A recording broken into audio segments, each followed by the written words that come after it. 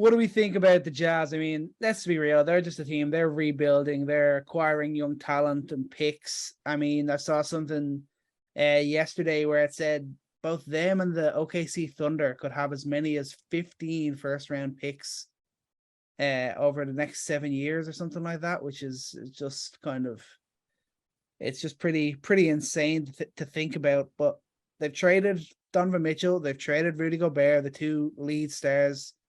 They've got back in 6 unprotected first round picks, one protected first round pick. They've got young guys like Sexton, Agbaji, Walker Kessler, Vanderbilt, Taylor Horton Tucker from that trade with the Lakers. So it's not just picks that they're getting in where they could potentially draft young talent. They're getting in young players that could be really talented in the NBA as well. So I mean, they're doing well on both sides of it. Danny Ainge is working it well at the moment, I think. Only thing I have to say about that immediately is that Abaji is like 30 years old, right? Like he's like the oldest rookie in the past decade. I'm kidding. I think he's like 20. I think he's 24. I think he's 23 or 24. He was a senior. He's an old senior.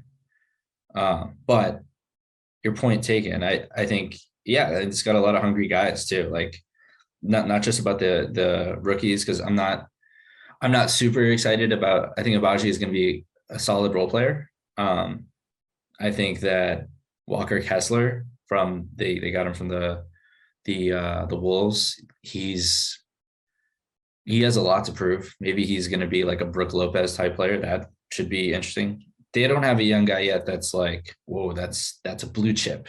They did not get a blue chip young guy for Donovan Mitchell, their blue chip player. And actually, in that regard, Donovan Mitchell wasn't even a blue chip player at the time. We didn't expect him to be as good as he was, but in his rookie year, he's already that good. So maybe they have that guy somewhere. Nickeil Alexander-Walker, a guy who in his rookie year, we're like, whoa, he's going to be a good player. He's a cousin of Shai Gilgeous-Alexander. Of course, he's going to be a good player. He hasn't shown anything since. He's got a lot to prove. Lauri Markkanen, we got his deal with the Cavs, got thrown into this weird 3-man system, playing the wing a lot, playing the small forward position a lot. He's got a lot to prove, because I think as a Bulls fan, I got to say, like, I still think there's something there if you use it right, like as a 7-foot shooter. But good luck.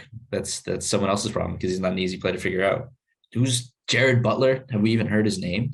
Like the guy who was part of that college championship team. So there's a lot of guys on this team. Taylor Horton Tucker too, like a guy just thrown to the street by LeBron James. An article is like he had no friends on the Lakers. That's not an embarrassing thing to post out there.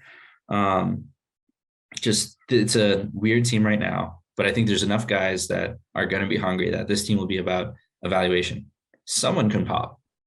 And I think the obvious person is Colin Sexton, but one of these other guys can pop. And maybe this gives hope for during a tanking season that, hey, we have some guys that can grow, that can do something.